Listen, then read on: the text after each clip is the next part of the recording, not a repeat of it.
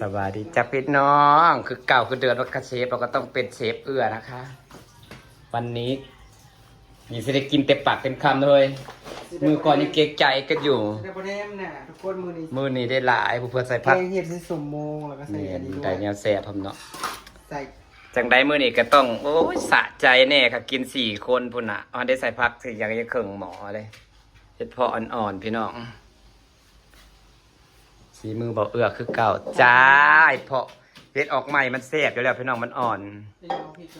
แมนไม่พริกดิบท่านน่ะบอกหมักกินมาพริกแล้วไม่คิวฉันวะได้ดอกกระเจียวมาหน่อยนึงสีใส่ใบ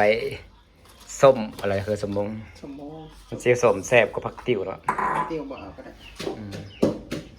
นี่เห็ดเรายั่วๆจ้าได้เห็ดบดกระซอยใส่ลูกกันลงไปจ้า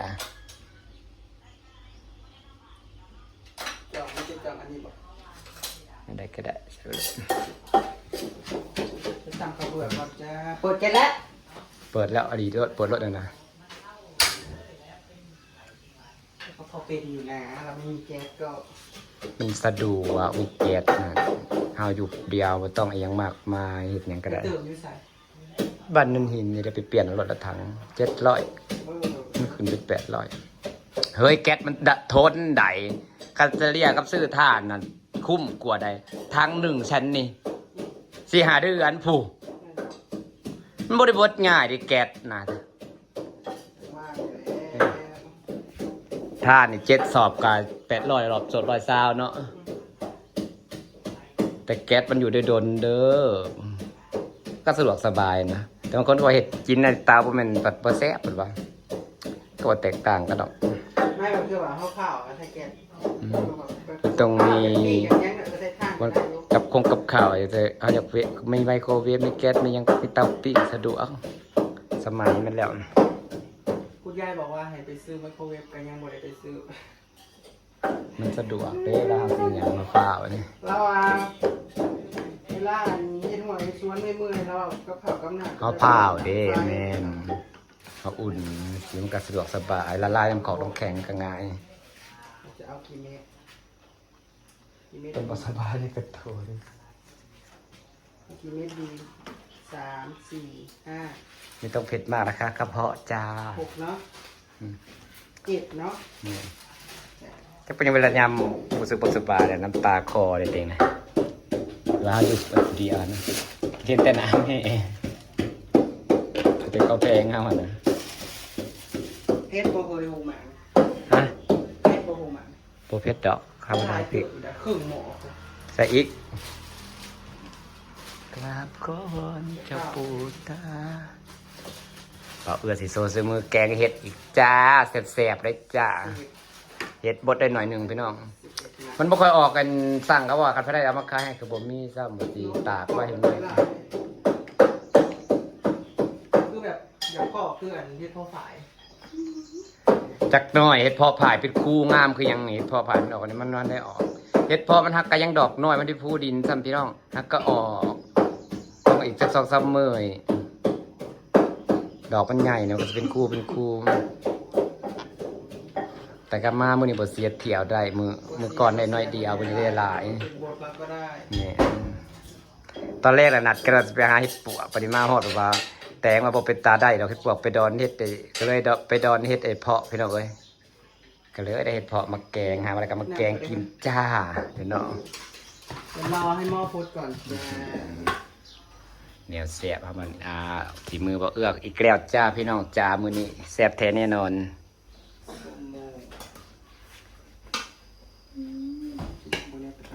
เราจะได้กินแกงเห็ดหามาใหม่ๆสดๆนะจ้าแซ่บกว่าซื้อที่ตลาดนะจ้าพี่น้องพวกหาใหม่ๆสดๆนี่อันนี้คือปลาย่ำได้วะคาซีปินสปอนเซอร์เนาะสปอนเซอร์ยังประเด็กข้าวในท้องเด็กเด็กไปเห็ดเองจะสิเป็นบ่เป็นนางลองเห็ดปุกหนึ่งไปสอนมือนั้นเด้ประเด็กจะทำได้แต่ว่ามันจะแซ่บไหมได้จังหวะใส่เกลือนิดหน่อยเนาะขอเป็นไอโอดีนจ้า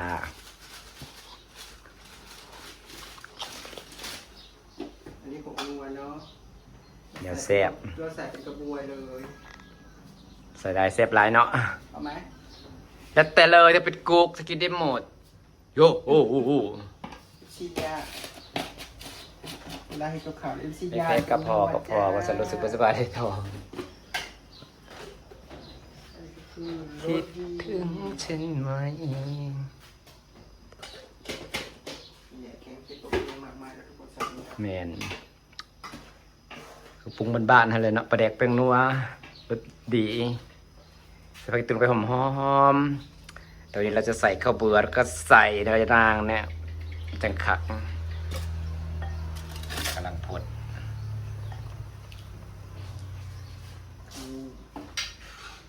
ข้าวเบื่อเดี๋ยวทุกคนมันเกิดที่ข้าวเบื่อนะก็นำล้างครกกันจะแบบ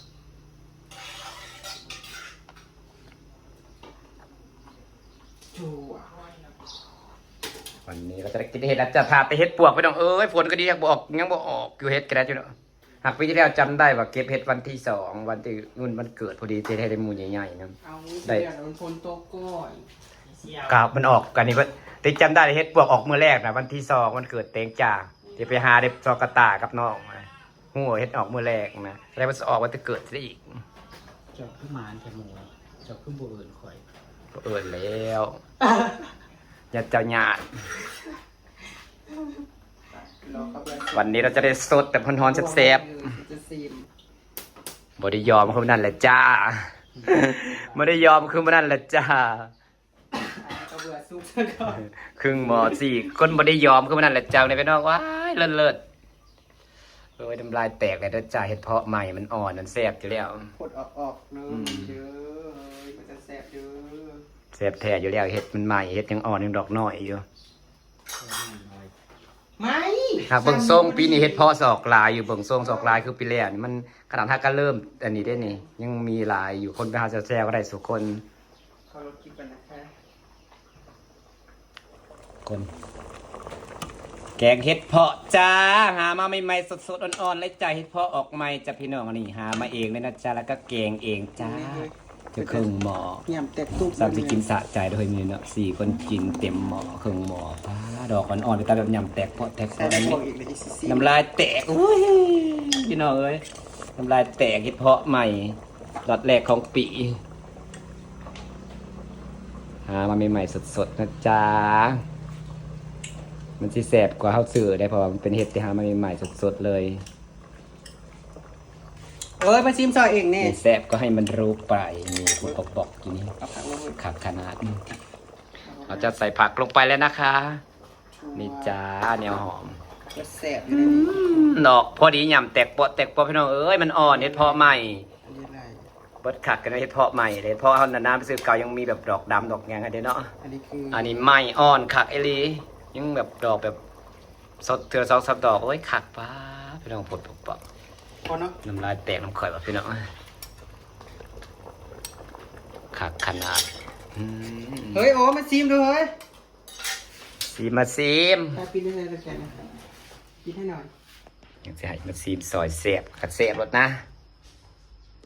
ประเด็กอีกจังหน่อยฉันว่า ก็เสร็จแล้วเยอะๆจ้าพี่น้องจะเบิ่งเนี่ยสะใจเด้ไม่ได้กินเห็ดเพาะหลายอุ้ยหามาใหม่สดๆพี่น้องอ่อนๆพร้อมป้าขักขนาด ตื่นจังหน่อยเอา จัดไปขักเด้มือนี้สะใจเด้บัดนี้จะได้สดเห็ดเพาะขัก แซ่บเลยล่ะให้ชุ่มหน่อยมาชิมซอยกับบอกมาผมมันแจกในตะโพก ๆไม่เป็นไรอย่าเค็มก็แล้วกันเพราะขักเด้พี่น้อง เป็นยังไง มาชิม โอ้ยมือเนี่ยสิได้สดเผ็ดพอแบบสะใจเลยจ้าหาไม่ใหม่ดอกแบบ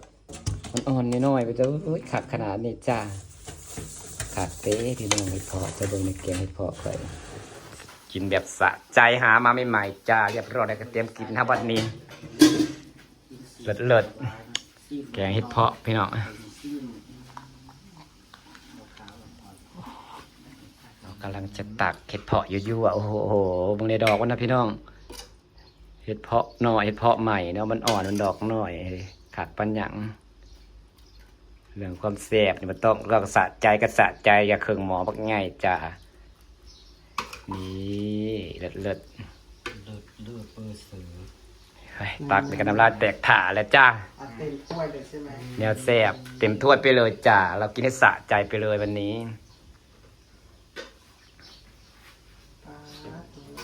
ทองห้องจอกๆที่ได้เนาะถ้าแมนว่าใส่ปลาแดกขึ้นโตนะมันกินมันสีแบบ โอ้ย แซ่บ แซ่บแล้วแหละอันนี้นะ โอ้ยฉันนอน เรียบร้อยพี่น้องขักขนาดเตรียมพร้อมกินจ้ามื้อนี้จะลงมือแล้วจ้าพี่น้องเดี๋ยวจะได้ฝากบรรยากาศไว้ซ้ำนี้นะจ้าเราจะกินข้าวแล้วจ้าเดี๋ยวจ้า4 คนมื้อนี้สะใจขนาดเฮ็ดพอก็ได้หลายสบายดีจ้าพี่น้อง